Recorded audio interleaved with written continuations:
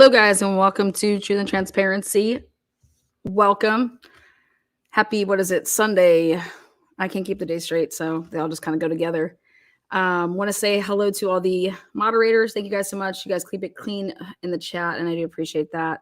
All the members, I do appreciate your support. Subscribers, likewise. If you are new to the channel, you're going to have an opinion at the end of it. You can like it or you can dislike it by using your thumbs. Take your touch DNA, slap that. Bia.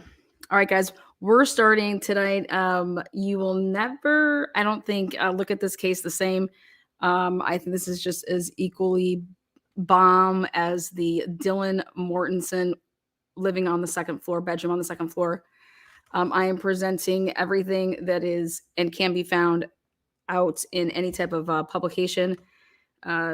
Whether it was search warrant returns, whether it was, I guess you could say, documents that were filed by either side, the prosecution or the defense. But everything that I am saying today comes from documentation to include mainstream media sources or whatever they want to call themselves, whether they go towards what I'm trying to say or how they're just why is mainstream media, doing this?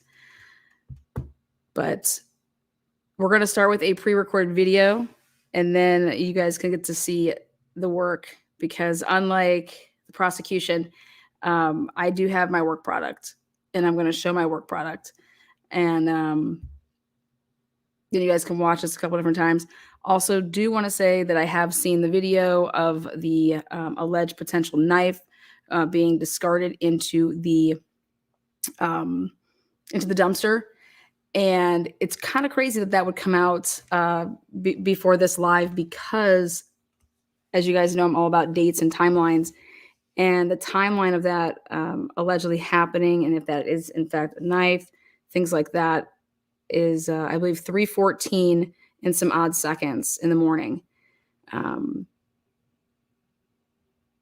And now that is just very, very interesting. But again, we will talk about that in a minute. Here you guys go. Welcome to the Transparency. Appreciate you guys.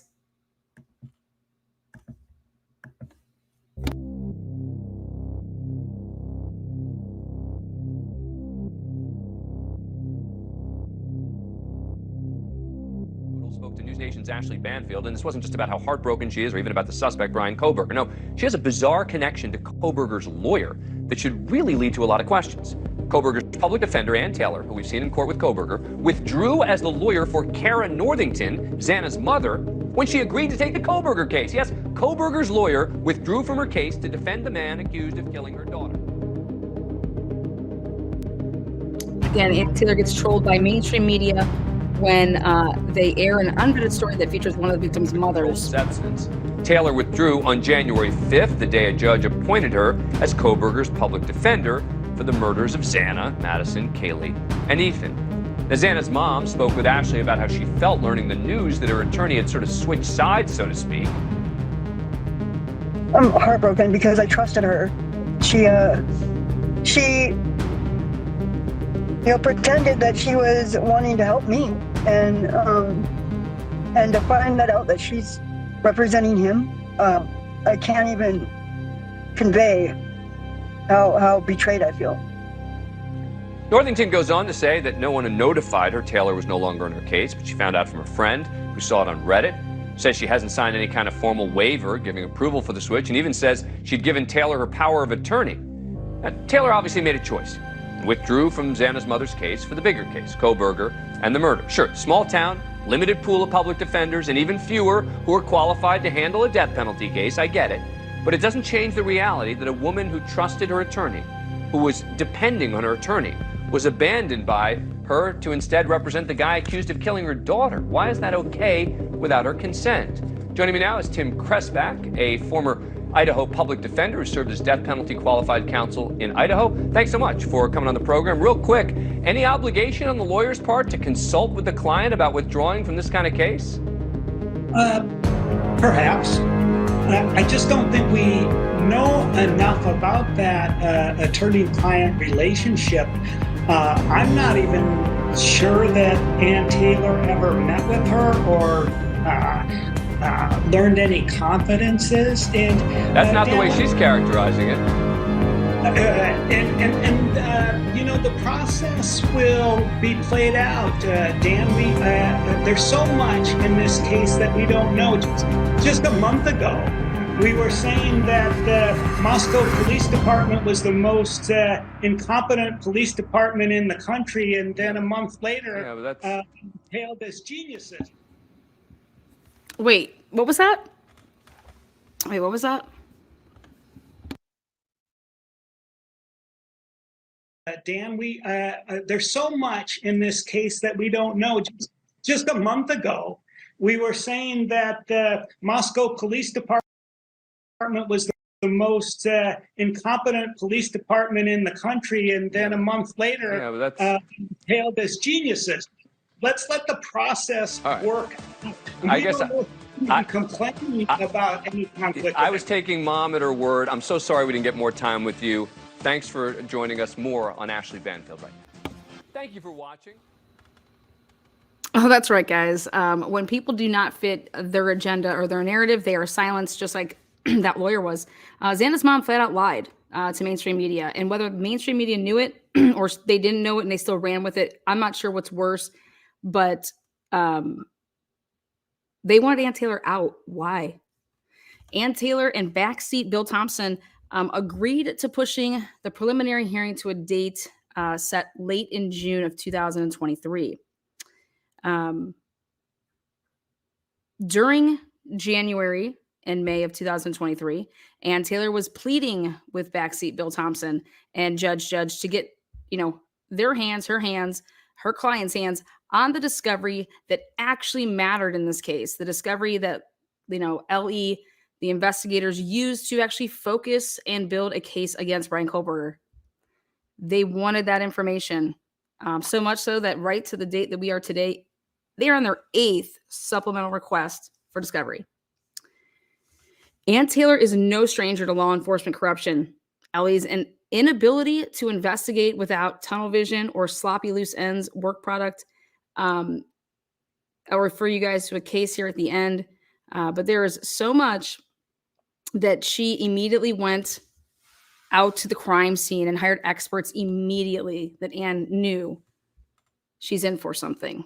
For example, let's take a look back at December 9th, 2022 at 1122 King Road. Here it is. Less than an hour ago, we were here and about 5 plainclothes investigators, we don't know if they're local, state, federal, they were inside and we saw a lot of activity inside the home, and the home was lit up. So we were able to peek in some of the windows, but we saw those men inside the home in the 2 particular rooms where the murders took place. We did not see them leaving with any materials. I asked them a couple of times, why are they back? They did not answer me. They pulled away in 2 vehicles. One had a Washington state plate. The other had an Idaho plate. But that is all we can tell you. But we did see a lot of activity. This house was lit up for nearly an hour. They were inside. We don't know why. Nothing seemed to be removed. But as you know, Ashley, yesterday, a lot of the kids' belongings were removed by Moscow police to be returned to their families. So I'm just watching these guys as they're walking by you. Were you asking them questions and were they effectively just ignoring you? Did they say hello? Did they say anything at all? Not a peep. And I asked them specifically, why are you here tonight? Why are you here tonight? They did not acknowledge me. So certainly they were on a mission and they left without saying a word. So, Nancy, I just want to point out the video that we're seeing right now. Let's blow this up full because, and let's replay that if we can too. This is the investigators walking out of the kitchen area into a hallway and then walking towards the living room. So there they are. It looks like they're emerging from the kitchen area, walking towards the front of the house. That grassy sign that's on the wall right there, that's the good vibes sign. There's actually 2 of those. December 7th, 2022, the public hears about the White Elantra 2011 to 2013. December 9th, that's that video right there. That's an active crime scene that was invaded by cowboys. Cowboys and Indians An FBI invading. field office from the Idaho area. That did you ask Active if crime scene. in the It's game active. it just screams FBI to me, and maybe an FBI field office that's partially from Washington, maybe an FBI field office from the Idaho area. But did you ask if they were from FBI or what jurisdiction, and they just said, nothing to see here? Yeah, they would not. They would give me nothing. And I did call Moscow police. No answer, no response. So no explanation for any of this. But they were clearly inside on a mission. I mean, 25 days of processing a crime scene, to me, it's something I haven't really seen, unless it's, a massive school shooting. That could take 25 days because there's just so many victims and so much territory and so many markings. This one is a really unusual complexity. I can only think it's because there's just so many samples in that house over the years and over the times that the kids have been there that I'm still shocked they only have 113 pieces of evidence. Nancy, thank you for getting that video and for being the eagle eye and spotting that. Really do appreciate it. Thanks so much. And we should point out that a lot of the forensic evidence went to the state lab, and that is still being tested. The blood is the blood mixed DNA, is the killer's DNA being tested. So there's a lot of information and evidence that's being tested now. And the Moscow Police Department kept stressing that, we're not releasing a lot of information because we're protecting the integrity of the investigation, a term we keep hearing. So a lot of understandable. Law enforcement, they were just building their case. One without any notes, memos, work product. Wait, what? Yeah. Now I'm going to show you guys my case, the one that I've built off of common sense, logic, and the documents that we have all been given to include all of these sources and info that has been published one way or another. Again, Cowboys and Indians. First of all, Brian's cell phone number. I really want to talk about this. Why and how did he get a Washington number when he got this new phone allegedly in June in Pennsylvania before he ever left to go to Washington? Why not keep the same number if you want to get a new phone? You can get a new phone without getting a new account. Are we sure that the PCA phone for Brian isn't a work-issued phone? According to the probable cause affidavit, they only searched that number because that is what he gave to law enforcement on a traffic stop. Is it possible that Brian had multiple phones? Taking us back to the beginning, 1113 is the crime. 1114, they are canvassing, they are interviewing, they're at the crime scene. ISP is there. They are in fucking shock. They took evidence to the ISP lab. 1115, actually, I want to stop welcome there. to the transparency. Want to stop right there. We have known 1115. We still haven't heard publicly from anybody. But on 1115, they don't even make any search warrants. They're not putting any search warrants in. They're just still neighborhood canvassing. Again, no search warrants. It wouldn't be till 11/16, 2022. So if they're interviewing people, you got 11/13, you got 11/14, you got 11/15. Also, they have the crime scene forensic people there taking their pictures, doing their swabbing for they're just processing the crime scene. But 11/16 is the very first press conference, and we can all see that they don't know anything. I don't even know that answer. I joke about it all the time, but they didn't know anything. Why? They didn't have any returns back.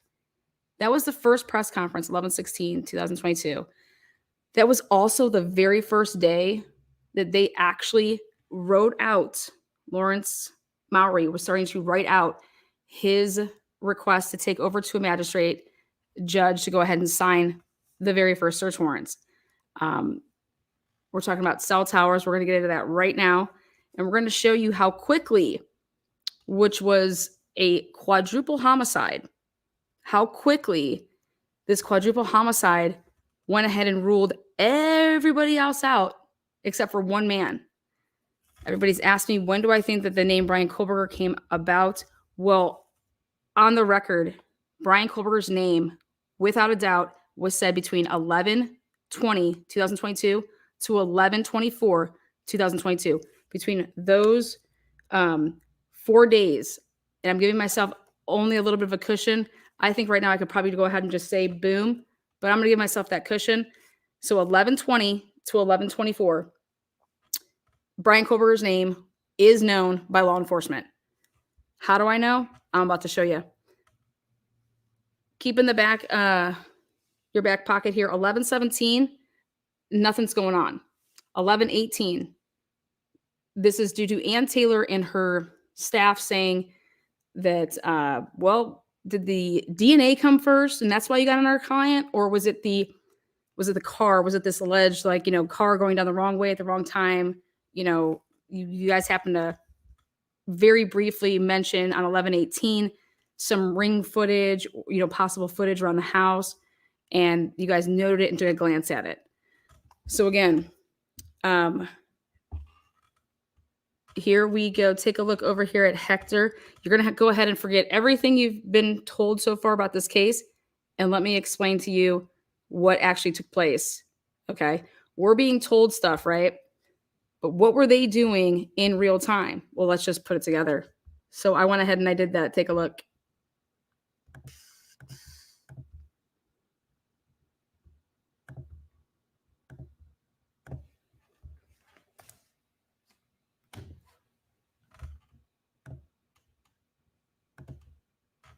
All right, what you guys are looking at first here, chronological order, 11/16. These are your very first search warrants. 11/16, we're looking for, this is the AT&T towers.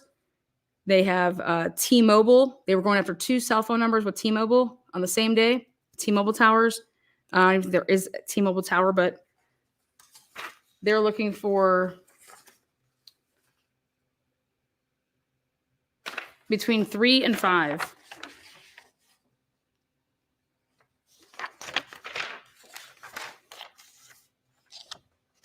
On the 17th day of November, AT&T, same thing. We want the towers. We want anybody that used their numbers that came across, IPs, stuff like that came across during the time of the crime, which they were giving that window of 3 to 5.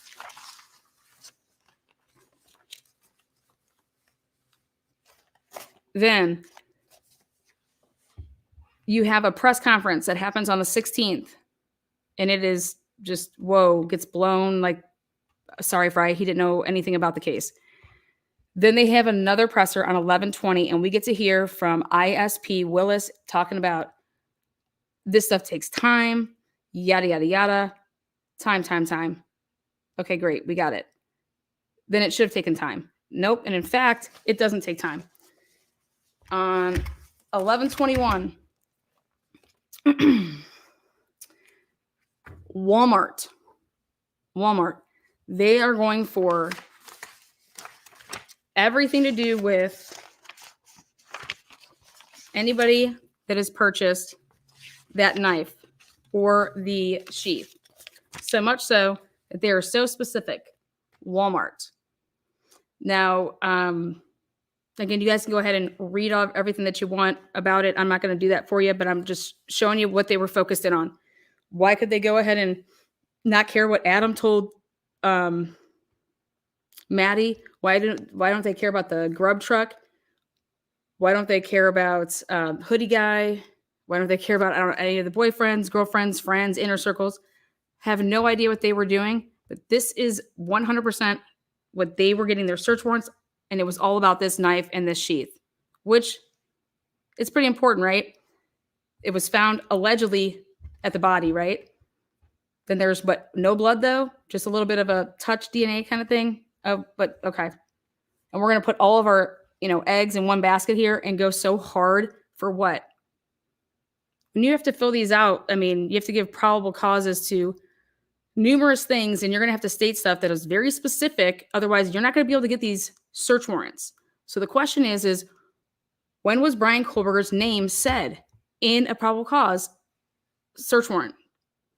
Well, you guys can be the you guys can be the deciding factor on that, but I will probably pointed out, but you guys can think what you want. Walmart, again, take a look at the date. They went for the search warrant on 11/21. 11/21, you're going to hit up Walmart. Okay. We're going to see who bought a K-bar knife. And I mean, I would just think that you can get those anywhere. But sounds good. Next up, Walmart gets back to them, though, relatively quickly. Oh, wait, I'm sorry. Actually, let me back up. He obtained it on 11/21. Then they had to talk amongst each other. Then they had to talk amongst each other to say, wait, hold on. We have to strategically do these search warrants so that we don't give it away that we are totally knowing who our perpetrator is already. And how do we know that? So he obtains the search warrant, but does not serve it until 11/28. Why? Because we can't go so quick, so fast, and then it's going to give it away. That return would come back on 12/9. Okay. But at the same time that they went ahead and served Walmart, they went ahead on November 26th, okay, and they served Amazon. So the warrant was served November 26th. They obtained the search warrant on November 26th. They got the return, meaning Amazon got back to us on 12/8, right? Now,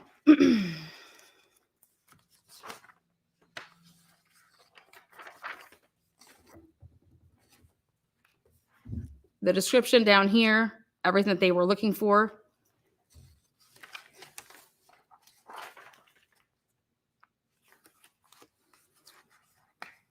Then they got creative and they're like, hey, we can go ahead and just make sure that we do these. Hey, we're gonna need some more time to fill the return. We haven't gotten it yet. Now, I'm not gonna sit here and go through how crazy this is, but these dates you're going to see are so FUCK'd that they may have some issues with the legality of these. But that's not what this live is about. Moving on. Next up is K-bar knives, the 29th of November. Again, these are the different SKU codes that they wanted from K-bar. They put the warrant in on, again, 11/29. They obtained it 11/29. They got it back and served it 11/29. And then the returns came back saying, this is the information that we got you. 12/2. Now, eBay. Same day, November 26th, we're serving a search warrant or trying to obtain a search warrant from eBay. Oh, wait, that would be one day after what? That's one day after they talk to Washington State University and tell them to be on the lookout for what? Oh, wait, a white Elantra. Wait a second. Oh, wait, that's after this. That's after this one, Amazon, the 26th. Oh. So on the 25th, they tell Washington to be on the lookout for a white Elantra.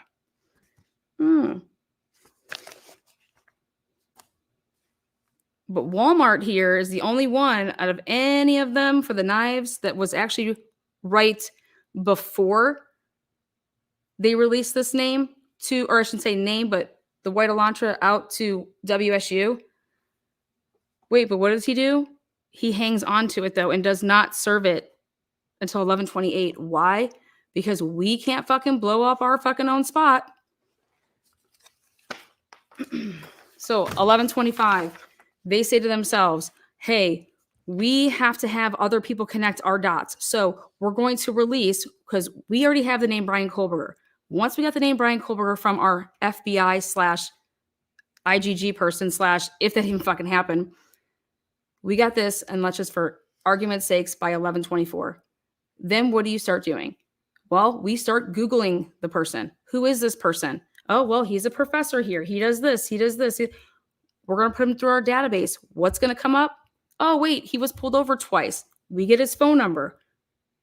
Oh, we have his phone number? Then what can we do once we have his phone number? Oh, we can do what we did with all the other shit with the numbers that we have, right? We can go ahead and look at the towers. Was this number around the towers? Oh, no, it wasn't. But you're going to start Googling him. You're going to start looking him up. Oh, wait, he applied for this. Oh, wait, he's in this program. Oh, wait, he went to this school. All of these things, you're going to go to his social media. You're going to be able to do all of this. And that's exactly what they started to do. So much so that they took that PCA and they put it into a completely different order so that we wouldn't know, nor would Ann Taylor, what they actually did in the order that they did it. So this means at this point, they say, how can we not blow up our own spot? Okay, here, we find out that he has this Elantra. It's registered at the school because that's where he's at the school. Let's go ahead and put it out there that we were looking for this vehicle. They don't tell WSU a 2011 or 2013, read the PCA. They say, we tell WSU that we're looking for a white Elantra. We're going to let those little fucking peons, campus police, go find our fucking shit. And that's exactly what they did so that they could use it in where? Oh, that they came and told us about Brian Kohlberger too. You know? No. But that's exactly what they did. But let's also pay attention to these very, very, very important dates that are about to come up. So 11/25, the name Brian Kohlberger is known to authorities, but they put it out there that they're looking for the vehicle that he drives. Okay, great. Now, eBay, K-Bar, and the stuff that was interesting about eBay, there's two of them. eBay, 26th, serve it on the 26th, they get it back on 11/28. Okay, they're just going ham over these knives because guess what? We have to, you guys have to figure out a way to get to Brian Kohlberger and you cannot use us. Meaning A, either we're setting him up or we unethically obtained his, but I'm going to tell you this right now. I don't think that would have happened that fast, but they're going to use IGG as their front and cover as to how they did this.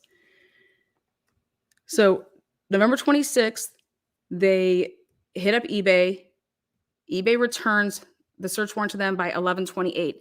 They decide that with what they got back, and you need to actually go and look at this stuff, that they were going to serve a second one on 11/28. We are going to go for a second one. They serve it. They get it back on 11/29. And on this one,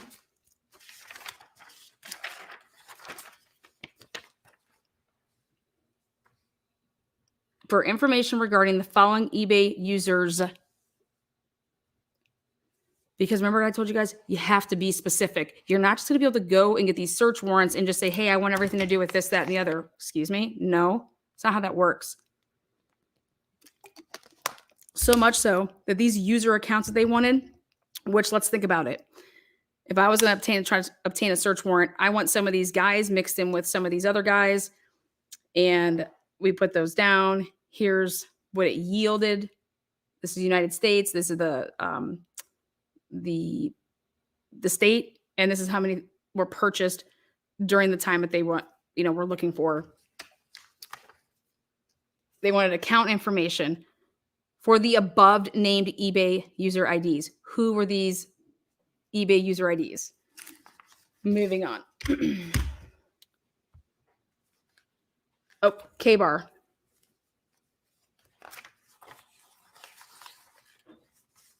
K-Bar on 11/29, got the warrant, served it, 12/2. Now this is where it gets interesting. Watch where this completely goes. Watch where this completely goes. Ready? Take a look at how this completely starts changing. First thing is, on what they say is November 20th, 2022, I obtained a search warrant for Reddit. And I said to myself back in the day, I said, something is so off with that. Why is it even saying November 20th by accident? Okay, they're going to claim this as a typo. The warrant was served on December 1st. Well, guess what? That's outside of the 7 days. So this is automatically not even a valid search warrant. So number one, this is not valid. Number two is it says on December 19th, I received an email from Reddit, which contained the requested information.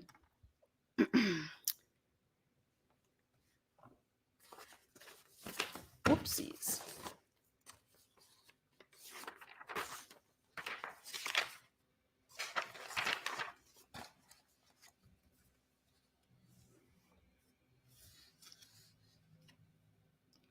Kaylee, her name is not crossed off or anything like that. But they wanted the Reddit account that was associated with these identifiers. Kaylee, mobile phone number this, email addresses these. Okay. And again, they wanted this, I think at one point 11:20, but then they had to go ahead and switch it up. Okay, 12:1, whatever. At the end of the day, they then did a extension. Very, very weird. But why would they go for Kaylee's Reddit account? What on 12:1 or 11:20? Why would Kaylee's Reddit account be so sought after at that point? I mean, all the things that would be going on in this investigation, and we're gonna go get a search warrant for Kaylee's Reddit. What about her parents just providing the if you just want to see what Kaylee is doing, here's her. Do you guys have her password to Reddit? But we're talking about on 11:20. Murders were on 11:13. Okay. Even now, 12:1. We're getting search warrants for Kaylee's Reddit. We'll go ahead and check out the PCA. What do they bring up? Brian Kohlberger's Reddit. And then it was, accessible by, it just publicly can be seen that they were able to find this Reddit account. Okay. Next.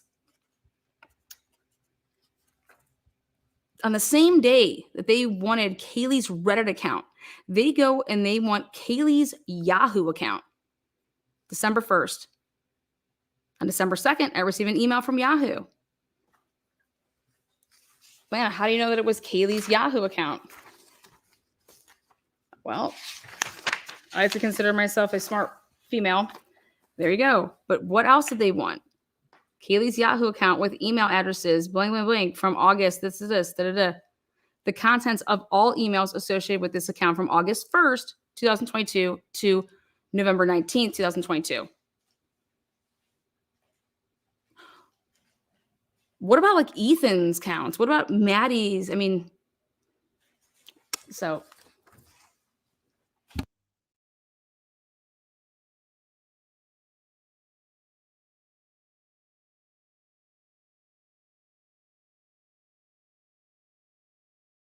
All right, back at it.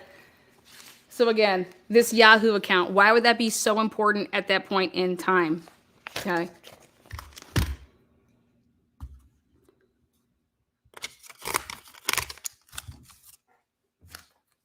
Next up, 12:2. I'm going to answer this actually by Drunk Turkey. Drunk Turkey, this is what I'm showing. This is not speculation. Okay. This is the order on what these officers and detectives deemed this is of priority. This is where we're going with things. Okay. This is how we're running an investigation. This is who we are seeking out. These are the items we're seeking out. And this is the order that we did it, that we deemed it was this important. And so let that sink in. This is not speculation. These are the dates. These are the timestamps. This is what they did while they were writing out their everyday, here, this is what we are. This is what the public thinks that we're doing. Okay. We haven't even gotten to the way to launcher yet. So this is a learning experience. Take it or leave it. 12:2. I obtained an amended search warrant for UPS. Everybody this whole time has said, oh, it's to look at the house, the 1122. No, it's not. That's not it at all. UPS. Why did they want the UPS camera? Why? Well, they wanted the one from Pullman, Washington. They wanted Brian Kohlberger's shit. That's what this is.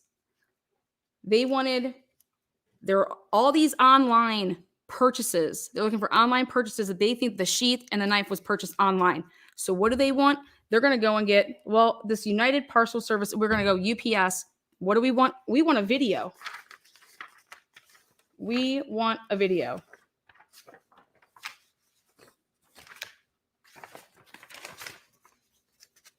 Can't beat the dates. 12/2, I obtained a search warrant, UPS. On 12/5, I received my email from UPS. What did you receive back? Delivery truck video. Delivery truck video.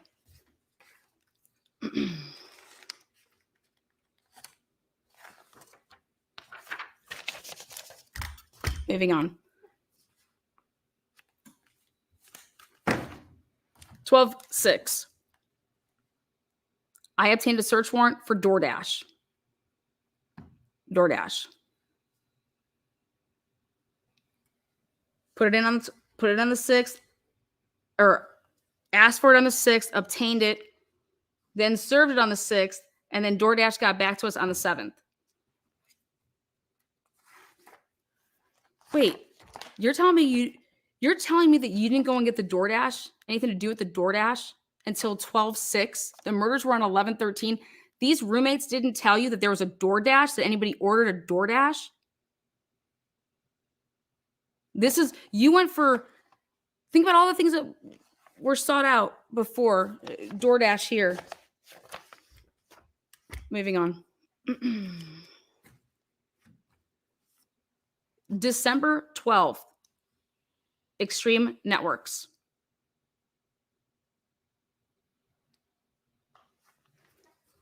December 14th, I received an email from, it's a guy from Post Falls, but we know that it's all to do with Kaylee's laptop.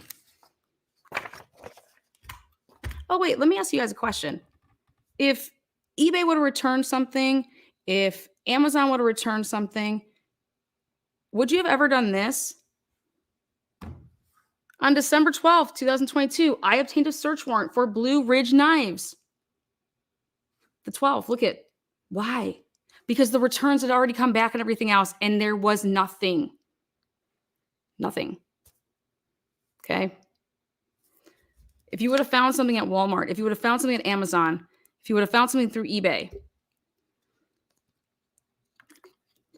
why would you continue to look for a knife and a knife sheath if you've already found it? If it matched any of your peeps, any of your suspects? Again, the warrant was obtained on the 12th. The warrant was served on December 13th. And on 12/16, I received an email, Blue Ridge Knives, which contained the requested information. Mind you guys, Brian, already in Pennsylvania by that point. Brian, 12/13, was seen on a camera video of his license plate with, driving back through Colorado. Then he's pulled over twice, but that was just by accident. Okay.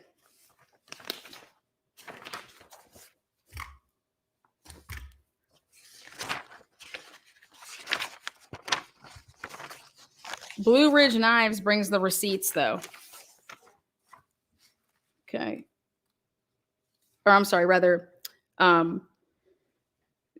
they give up a little bit of information here with the Blue Ridge search warrant. And it is that on or about 3/8/2022, the purchase of 360 units. On or about 6/24/2022, the purchase of 480 units. This is units that are, this is purchasing from K-Bar to then distribute, to then sell. Okay. So this is information that they wanted because then they were going to go down different avenues. Just so you guys know, there was more information on the Blue Ridge search warrant. They wanted information on all of these online possible ways to purchase this K-bar, this sheath, okay? We are at Blue Ridge, because I want to show you guys K-bar, boom, USM, boom. Now, this is what's interesting to me is that you're asking for, just because a sheath was there, okay? You don't have the murder weapon. You have no idea what the murder weapon is. I mean, I'm sure, yeah, sharp-edged weapon, right? Okay, so you don't have the murder weapon, though. That's why Ann Taylor wanted to see I want to see what's written in these search warrants. I want to see how you obtained probable cause to get X, Y, and Z. Okay, period. Because is there going to be stuff that's coming from the fruit of the poisonous tree? What's going on here? What's up? You know, how are you mentioning Brian Koberger's name, let's say, on 11/21, 11/24, 11/26? I noticed that his name was in there, and you're saying that it was a tip given and, you know, yada, yada, yada, right? Right.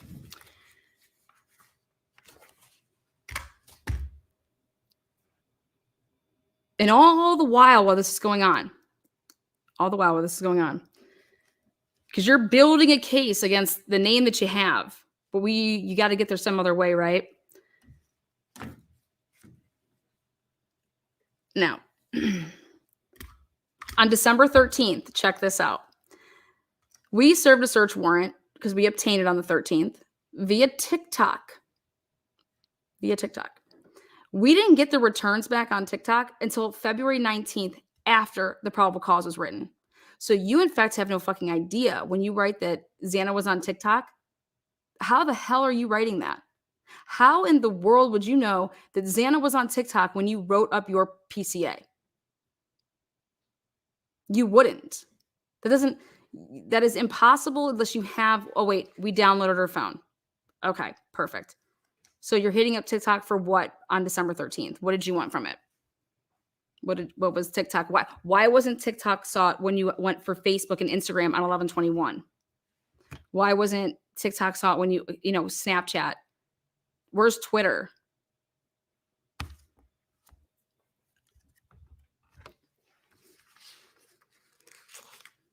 But if we recall, the time of the crime, we're only using the 2 surviving witnesses and their statements.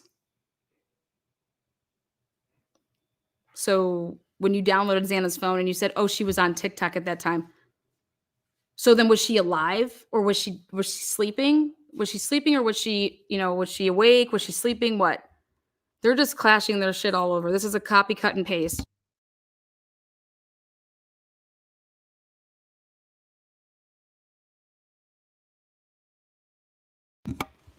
Moving on.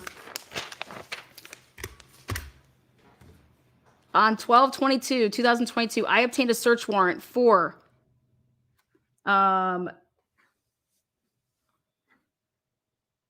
Financials, which is part of Key Bank. But I went ahead and just double checked everything. And PA Institute, they were going after now financials of Brian Koberger. On 11/23 is when they got the returns back. They sought out this. Okay. Now, why the hell would you want a place that has their headquarters in Pennsylvania?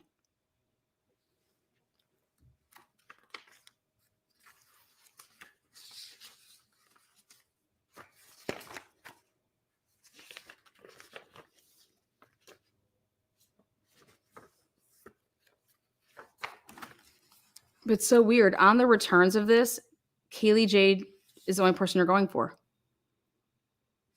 Like, if there's other things, it's all scratched out.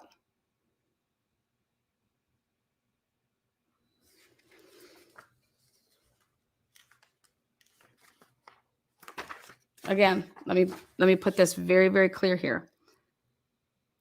On 12/22/2022, I obtained a search warrant. The warrant was served on 12/22. I got it back on 12/23. Ready? I received an email. Here we go. And so I was like, oh, I wonder what this was for. I looked it up and I was like, this place is like their headquarters is in Pennsylvania. Well, they went ahead and I don't know if this was for misdirection. I don't know what, but 12/22/2022, the name and the description of the property, Kaylee. Moving on to 12/23. This is the big day. This is the day that Payne would go and fill out a request to get Brian Kohlberger's historical data. Historical data. But take a look at this. This was stamped. Whoopsies.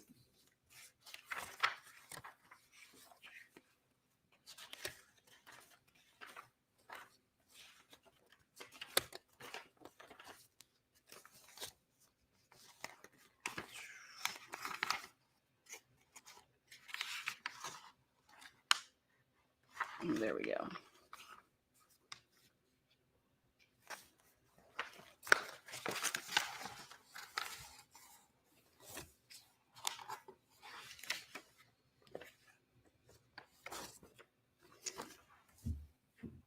This search warrant was sought out at 10:03 a.m. 10:03 a.m. on 12/23. This search warrant, the returns, like when you go back and you turn it back in, so they were able to get the search warrant at 10:03 a.m. Okay. By 10:28 a.m., Lawrence Mowry, the guy that's all going and getting all those search warrants, 10:28 a.m., literally 25 minutes later, he fills out the search warrant return, meaning you have to turn it back over to, where is it at? Right here.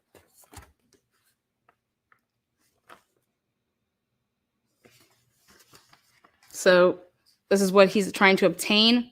And it's this Idaho AT&T account associated with the phone number blank between November 12th through November 14th. They want 24 hours before the crime, 24 hours after the crime. And then here you have Lawrence Mowry hiding the fact. Look at this. On the 23rd day of December, at approximately 10:28. Why would you redact if it was AM or PM? The following peace officers, Detective Lawrence Mowry, served the search warrant here upon the place, which was AT&T's historical. So there you go. So at 10:28, I went through all of these search warrants. Why in the world would you redact if it was AM or PM? Wow, right? Again, this is the one right here. A copy here too was given to the following named persons on the 23rd day of December. This is, see how it's Brett Payne signing it. This is everything that you guys have always seen before. Well, I went ahead and I wanted to look more closely, I guess you could say, at the times of all of this.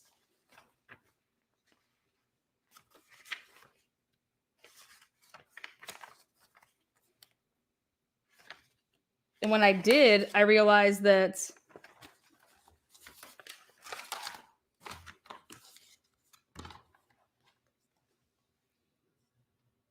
there's the magistrate given under my hand and dated this 23rd day of December, 2022 at 10:03 a.m.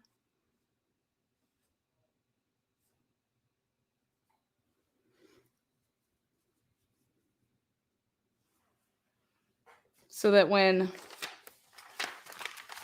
a homeboy did his return, first of all, he's wrong with that. He redacts the AM or the PM. But how can you obtain a search warrant, serve it upon wherever you're trying to obtain something, and then do all of this and get all of this back within a 25-minute period. Because when you get like the information that you are requesting, you are, I mean, aren't you like working with it? No.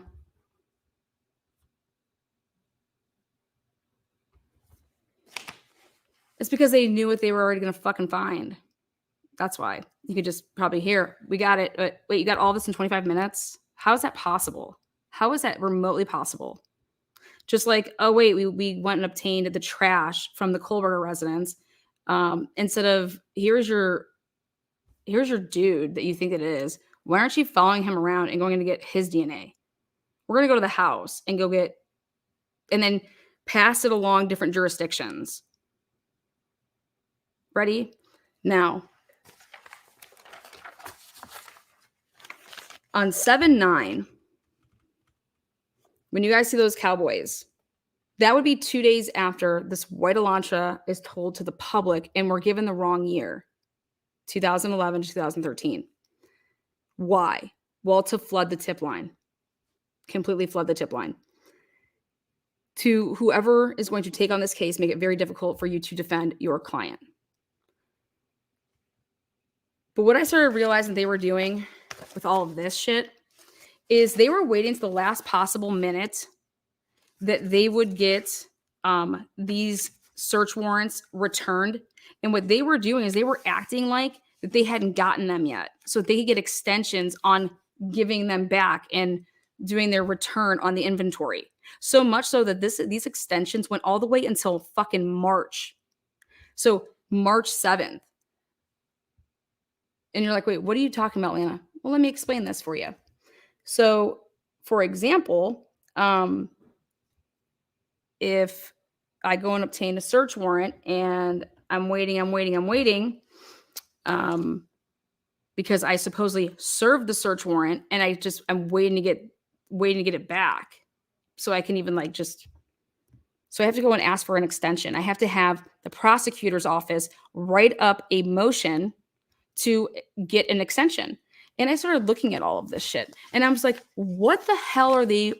Every time they're asking for these extensions, they're literally asking for the extension on the same day that it's given to them at just a couple hours later, allegedly. But I'm like, I mean, come on. Why? I don't know. Right? Well, if you go and ask the right people, you can find out why.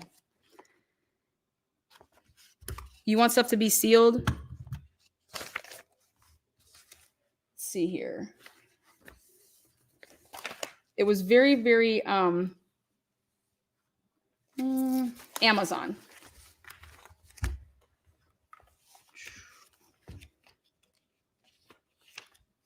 Reddit.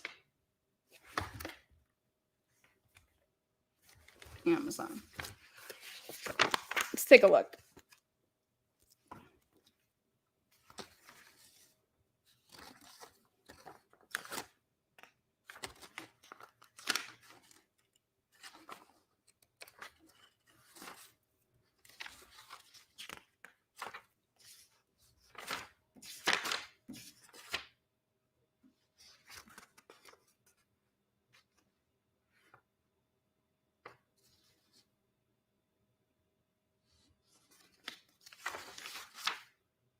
All right, here's your search warrant.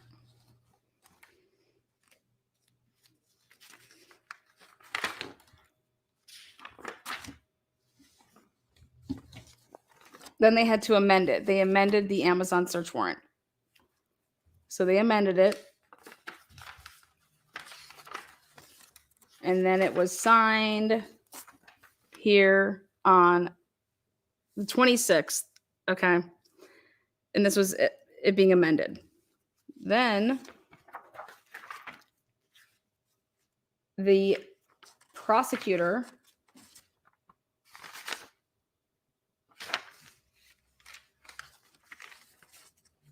needed an extension.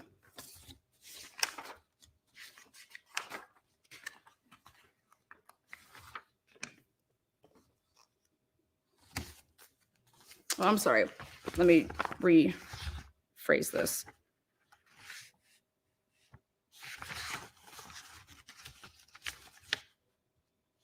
Yeah.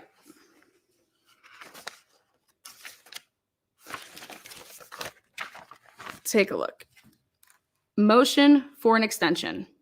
Okay. She writes up that the state of Idaho, by and through,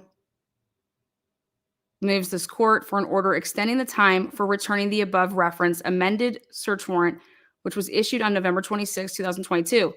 The search warrant was directed by the court to be served within 14 days of, issuing it. So you have to serve it within the 14 days.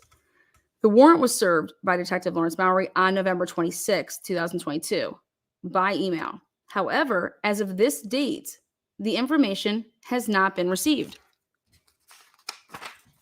And then she signs it. Although the warrant was executed within the 14 days, the state is not able to comply with the time frame within which to return. Okay, so they're asking for this alleged extension, and she says that she's signing respectively submitted on the 8th of December 2022. Well, I'm such a fucking dork.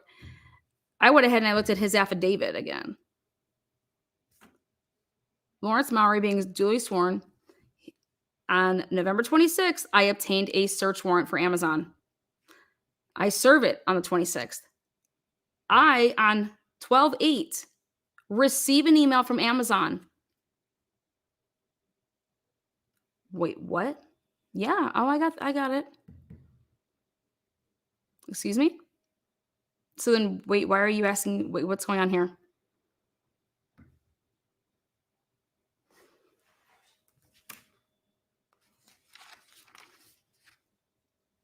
So you're telling the judge that you didn't get something and you got something. Why?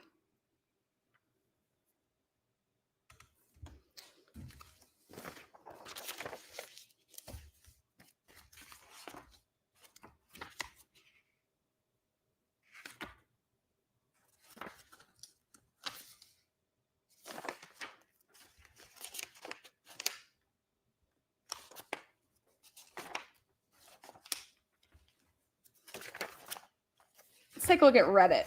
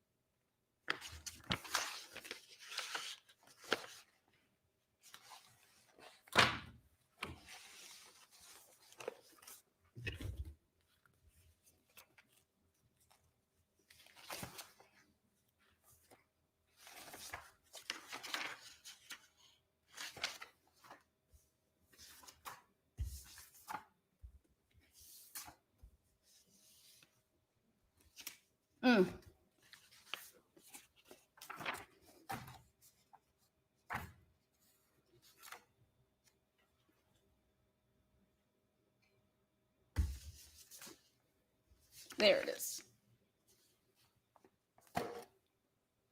So let me get this straight. You want me to now believe that I just showed you the games that they're playing. So I'm supposed to believe that on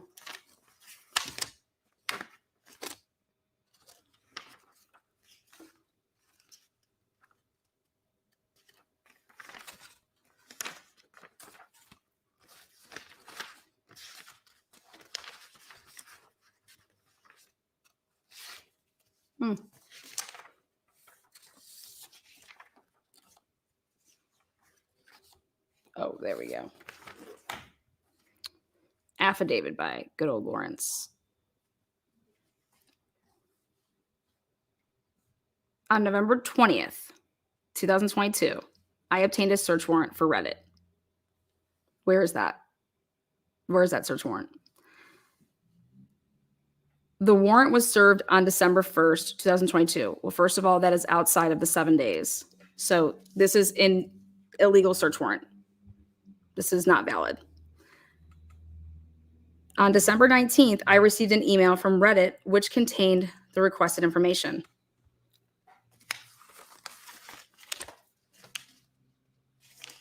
Then I went to look at the return, and it said on the first day of December, approximately 2:09 p.m. See how it was not redacted? The following police officers, boom, served a search warrant upon Reddit. Well, no, it says on your affidavit that you did that on the 20th of November. And it says, no, I obtained the search warrant on the 20th. And I said, well, who the hell would ever fucking sit on a search warrant for fucking 11 days? On November 20th, I obtained a search warrant for Reddit.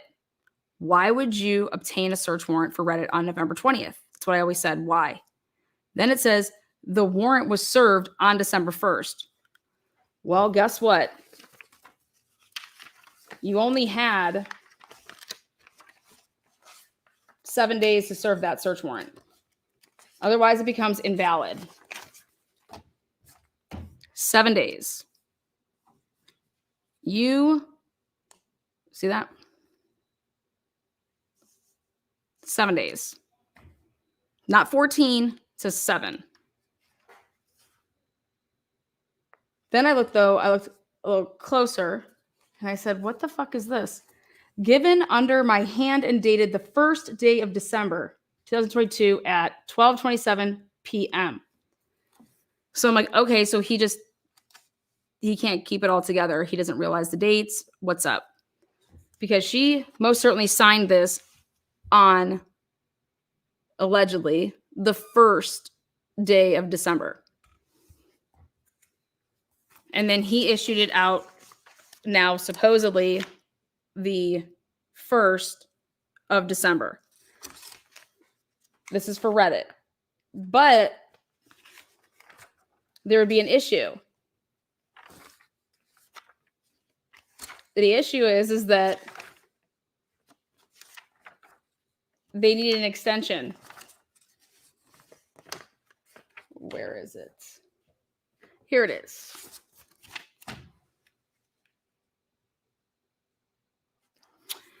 The above matter having come before the court based upon the motion of the state and for good cause, it is hereby ordered that the time for which the above referenced search warrant shall be returned is extended to March 14th. March 14th, why? And this is so ordered on 12/15/2022. So like you don't have, then I said to myself, okay, well, this is so ordered on 12/15/2022. Well, then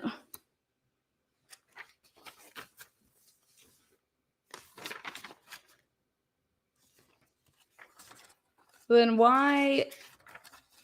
Let's see.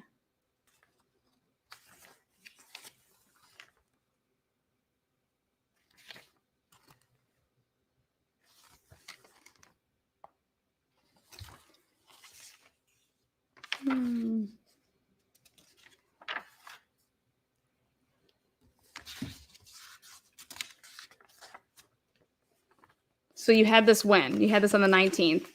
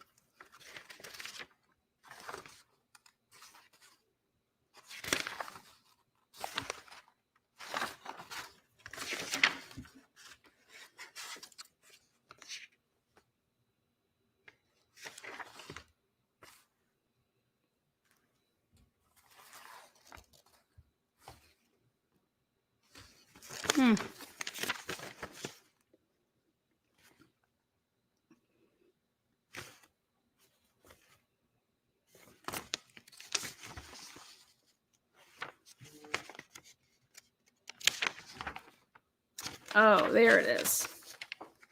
Oh, here you go. Motion for extension to return search warrant. So motion to obtain the material. Now this is the motion for extension to return the search warrant. They realized that there was a hiccup. The state of Idaho, by and through, I'm going to have to zoom in. Take a look what they do.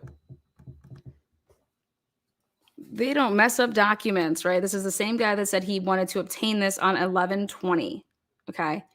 And that we're supposed to believe that it was just a typo and that he actually, the date was wrong and he really wanted it on the 1st. Okay. Well, then you're going to tell me in the same fucking motion or the same search warrant, then when it comes down to somebody else writing something up for the same material, the court order extending the time for returning the above referenced search warrant, which was issued, and all of these letters are together, issued December. Oh, doesn't put a, what was that? 2000. What was the date? December what?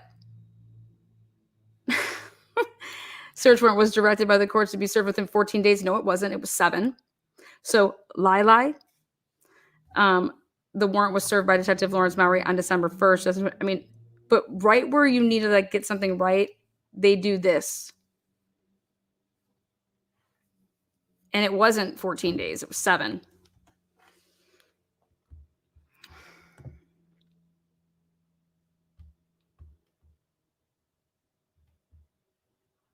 You guys see that? It kind of reminds me of all the shit I found in the Watts discovery with all the whiteout and shit. But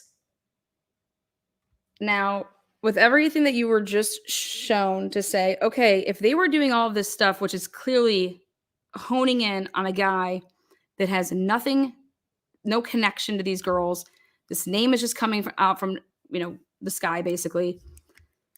What were they doing about anything else? Well, you guys remember all the search warrants? You guys have been watching and seeing them go for like Snap later on and this later on and all this. Like they're doing a new investigation now. It was because they didn't do any of that shit before. None of that happened. So what were they doing? Figuring out a way to make Brian Kohlberger's name stick and fit by working backwards. This is unethical as fuck, even if let's say that it was his DNA. Okay, right? But what is all of this? If Brian Kohlberger, in my opinion, did it, you're going to be able to get to him, right? Because he did leave DNA, right? If that's all the truth that happened, right? We cannot let people just go rogue. This is going rogue. This is the government going rogue as fuck. You guys understand that, right? But nobody knows anything about this case because there's nothing to, they didn't do anything. What were they doing? Literally watching surveillance cameras in WSU, okay, to be able to find this car and then just plop it down at 700 block in Moscow, Idaho, and say, oh, that's the same car that came from over there. Good fucking luck. That is not connecting. And so I can't believe that everybody thinks, you guys, if there was all these returns coming back and Amazon just popped off and Brian Kohlberger bought the knife off of Amazon, it's all right there. Well, then why did you continue to look all these other places for this knife? That's your first go-to was Amazon. So, why would you continue to look at all these other avenues if you, in fact, popped off with Brian Kohlberger, buying it off of Amazon? Oh my God, he's such an idiot. Yada, yada, yada.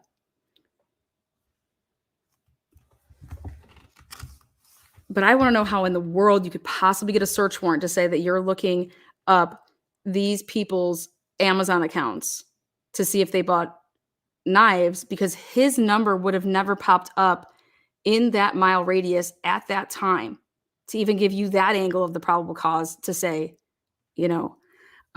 This is why Ann Taylor wants to know what was said in those search warrant applications. Okay. So much so that we take everything and you go to the, my favorite part here is you go to this. I mean, I struggle with anybody telling me that every time I turn the corner that they were not trying to find a connection between Brian Koberger and Kaylee. There was nothing being sought after of Ethan's. There was not. What is being sought after just the very small, minimal stuff of their social media? There was no extra. There was no, I mean, and if nobody was being stalked, and remember, we were trying to find a connection. Her parents said nobody was stalking her. We would have known. Kaylee would have told us if somebody was stalking her. We would have known. Well, what if Kaylee was working with somebody? Kaylee was talking about what? Human trafficking, I believe. What? We have people that we are told that are in plain clothing walking into a crime scene. The police they tried to call the Moscow Police Department. They wouldn't answer. They didn't even send anybody. Like, wouldn't they be escorted in that home, out of that home on the 9th? What were they doing there? You already took 4,000 pictures. You took 4,000 pictures, crime scene photos. What in the fuck does anybody need to be going into that house for on December 9th? Not just one person, five people into an active crime scene to do what? In the O.J. Simpson case, O.J. Simpson, the judge allowed media coverage material into the proceeding. Like when these crime scene people are working without gloves and just stepping on shit, and but that stuff was shown to the jury, right? So you want to talk about? I think it's relevant to know who the hell those people were that walked into that house on the 9th. And what they were there for, and then who locked the door behind it. What? I mean, we have 2 unknown male DNAs in that house right now, but nobody cares to find out who the fuck they belong to. But we're just following around the name Brian Koberger because it just popped out of the sky, and it's associated that we got it through a tip. It was a tip. And then you have Bill Thompson saying, well, we got it through investigative genealogy. You don't think that Ann fucking Taylor knew that shit, that you guys, that based on whatever the little bit that she had to look at, because you guys kept doing this crazy shit to extend your returns on search warrants and fucked up shit like that. But Ann Taylor knew way early on. So much so that that's why you guys couldn't do a preliminary hearing and you had to go grand jury. Because she was going to bring it, because she knew about it. She knew about the loophole. She knew that if this is in fact what you used, okay, that's fruit of the poisonous tree. I still think there's so much fruit of the poisonous tree because I have no idea what the hell they were doing, but they were working backwards. When you work the wrong way, I think you're going to fuck up your investigation.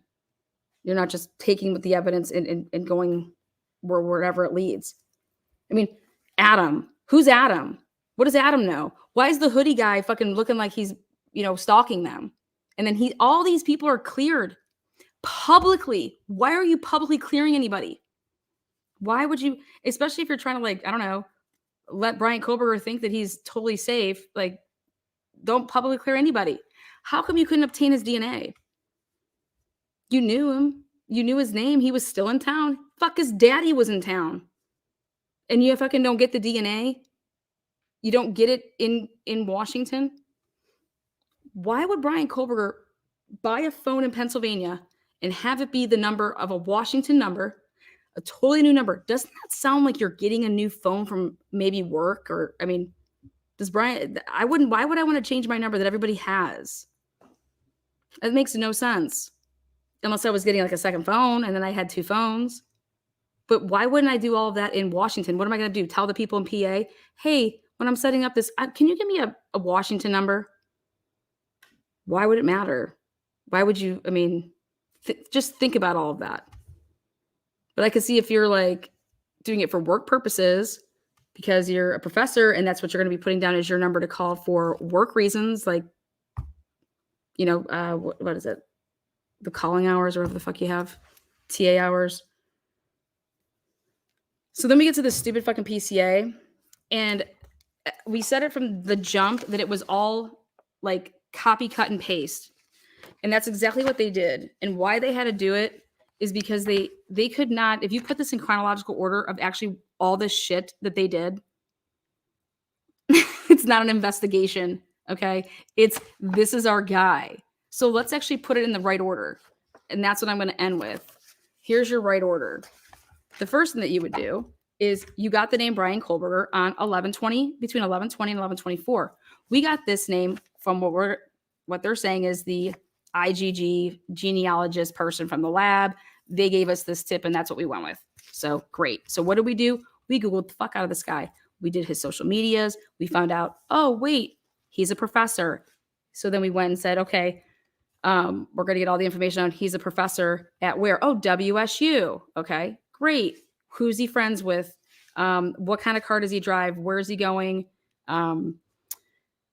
See who he's friends with on social media, right? You're doing all that. So think about it, right?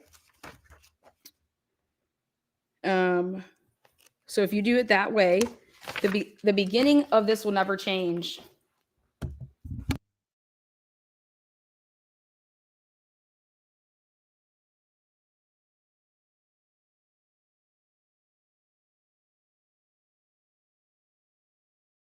The beginning of the PCA is never going to change as far as that they're going to be talking about obviously going through the crime scene. So you have to go all the way to page 6 then, okay? And when you get to page 6, right here, after they're talking about doing their extensive canvas searches, okay, yep, that's perfect. Right here, because that would take care of November 13th or the 18th, a review of camera footage indicated that a white sedan, hereafter suspect vehicle number 1, was observed traveling westbound in the 700 block. This would never be here. No way in hell. So go ahead and just cross that off right there. Bye-bye. A review of the footage from multiple videos obtained from the King Road neighborhood. Sure, but that's not where you would get, that's not where that would be. You could eventually get there, but it's not going to be until you go to page 10. And on page 10, it's going to say that after we received our tip of the name Brian Kohlberger, we passed out because we found out that he drove a white Hyundai Elantra. So we told, because we have to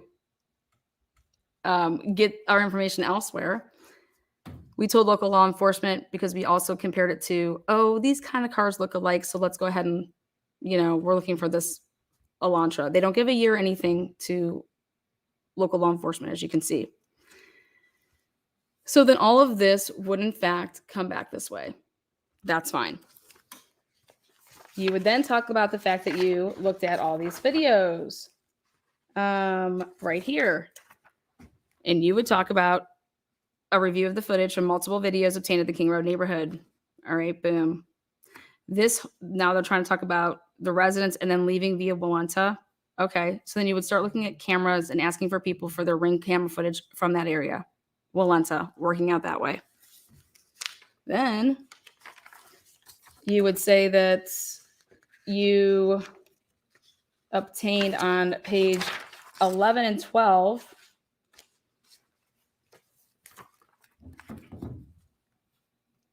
Brian Kohlberger was pulled over on these 2 occasions. All right, these 2 occasions. We got his cell phone number because he gave it to the traffic patrolman. Then we took that number and we pumped it into the search warrant returns that we got for the IP addresses and numbers that were in the area that night from between 3 and 5. Well, guess what? That came back as negative. Okay, well, let's keep on trucking because he's our guy. Okay. So then we looked and saw that Brian Kohlberger, he decided on November 18th, because it was his birthday, that he would go get his Washington state license for his vehicle because it's going to, it's going to what? Oh, expire. So Brian Kohlberger, but wait a second. I thought he changed his actual license, to being a Washington resident. Well, God, Brian, you're a fucking idiot, because whoever wants to go to the DMV more than once, I know I don't. But here on November 18th, after just brutally stabbing 4 people, possibly, swollen hands, gonna go touch everything, but they can't go and get his DNA. On November 18th, according to Washington State Licensing, Brian Kohlberger registered the 2015 white Elantra with Washington and later received the Washington plates. He later received those. But you notice how they don't talk about when he received them, that he just later received them. I'm curious of the date that he actually received those. Boom, boom, boom, boom, boom, boom.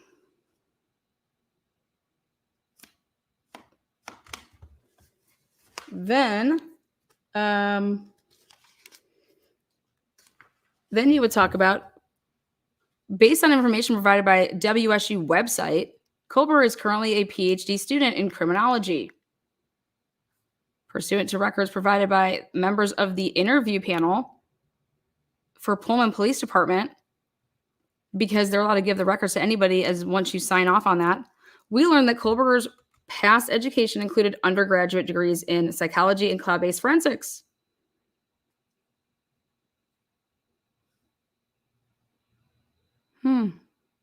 You do all of that searching for all of these knives to try to show that he bought these knives, and it's nowhere in this probable cause. But that's all you spent your first 30 days doing, is hunting down, purchasing this knife. And that's nowhere in this probable cause. When we talk about circumstantial evidence, that's what this whole fucking PCA is. But nowhere in here is any returns on anything about, well, and guess what? He purchased a knife. Well, no, Lana, because we're going to leave that out of the PCA. Okay. Okay. I mean, don't you think that'd be a pretty good way to get an affidavit signed? I mean, an affidavit accepted with doing some investigation like that. Think about it. You spent your whole 30 days hunting down these knives, or this knife, or the purchasing of this knife. Oh, let's see. Provided, too bad that's not right. He was there, April is when he did all of that, of 2021. So that's just a complete fucking fabrication. Let's see. Oh, here we go. They try to make it seem like that they got this and open right here. As part of the investigation, law enforcement obtained search warrants to determine cellular devices that utilize cellular towers.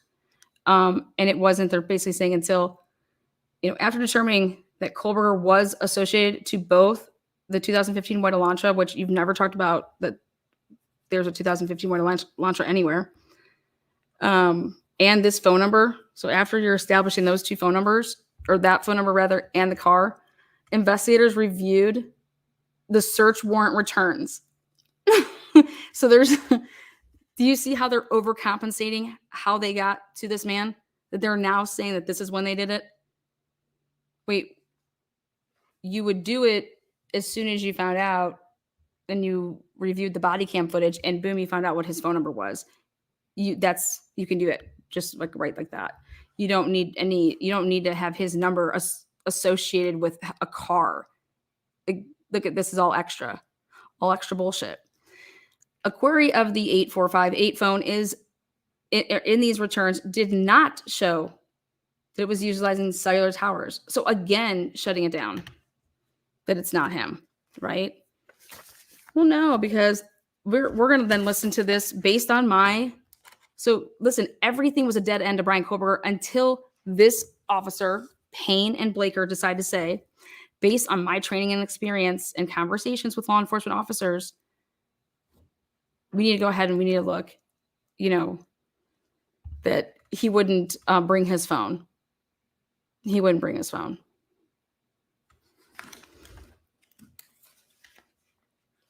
So then at some point, they decided that they needed to search over every single camera that's available in WSU to find out if there's a car that we can see leaving, But we don't have this yet because this isn't until the 23rd. Because how do we get the historical data? How are we going to obtain that to to be able to see where he was. That's why those search warrants and their applications are so important.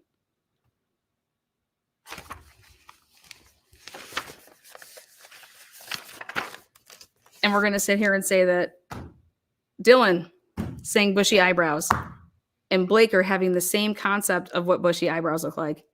That did it.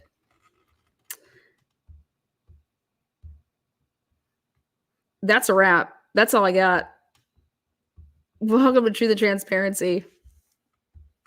Really quick, any questions?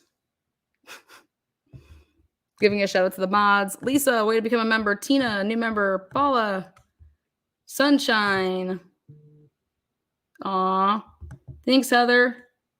Appreciate that.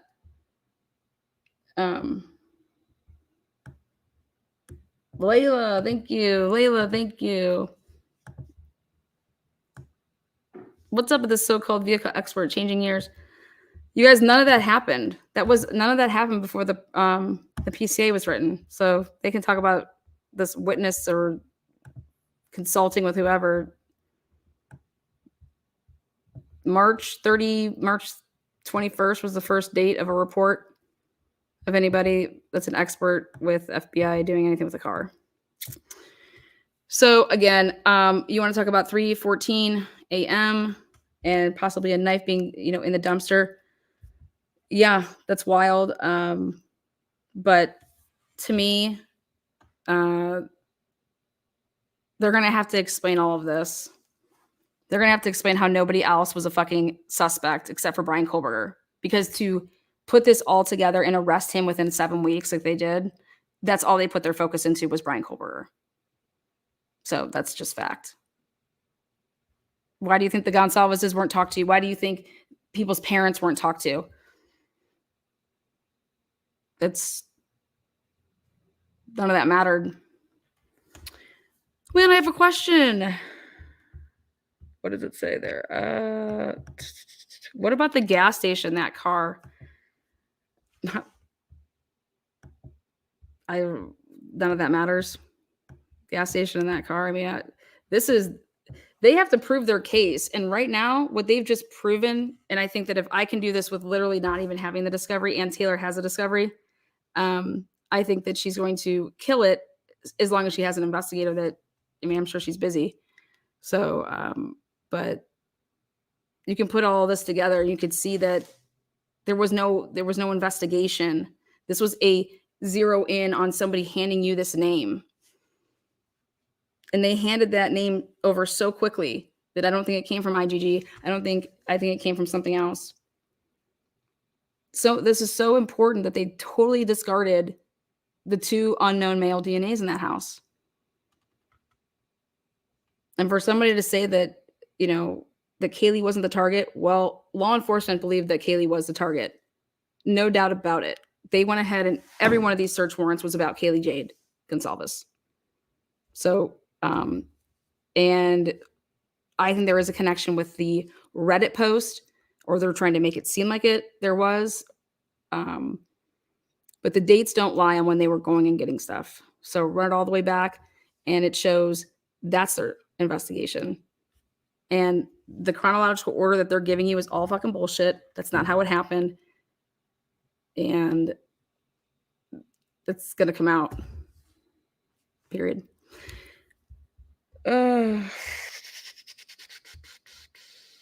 Zero in on the DNA found under the fingernails of one of the victims, in my opinion. Oh, the best part is listening to Banfield talk about that there was no way that the perpetrator did not leave like skin cells and blah, blah, blah, blah. Do any of these people go back and listen to the shit that they said before? Because it's like, that's something that's, I would think, yeah, that makes sense. Well, there wasn't those things. No, let's just have on, they tried to get Ann Taylor off of this case day one. You want to know why? Go check out Heather Crawford. Heather Crawford. Go type it in. Hayden, Idaho, Heather Crawford. Ann Taylor won that case. Ann Taylor wasn't supposed to win that case. Ann Taylor proved a bunch of things in that case. And she is very vocal about that investigation and how shitty it was. And it just, they tried to get Ann Taylor off this case, and they used mainstream media to do it. The public pressure of, oh my God, what do you mean Ann Taylor was Xana Kernodle's mom's lawyer and has power of attorney over her, and now she just dumps her and takes on Brian Koberger? That is some fucked up shit. Ann Taylor was trolled, literally, by mainstream media. And y'all should be embarrassed having on a source and attacking a professional like that. News Nation should be embarrassed over that. But that could have literally costed her to, here, Brian can find somebody else. I'm not going to deal with this crap. And here, she's in a gag order. She can't even fucking talk about it. But hey, mainstream media is going to let a woman that's struggling with drugs and substance abuse, and we're going to pay her. We're going to fucking pay her. We're going to pay her. I believe that Xana's mom was paid. How could they find her? And then she was on camera, and there's a warrant out for her. Who the fuck allows that shit? That's some crazy ass shit. But God forbid we put the truth out over here. Yeah, that's just wild. Because none of that was true. And they knew it wasn't true. Or they knew that it was not true. And if they didn't, how do you not vet? Like, that's such the easiest thing to vet. And then they had the guy that was the lawyer who used to be a former public defender basically say, I don't even think Ann knows her. And then they just shut him up. Did you see that? Check out the beginning of this video. It's sick. Here's the truth. Rewind it back, fast forward it. And yeah, Brian Koberger was known about November 20th to November 24th, and the search warrants prove it. Till next time, guys. Boom.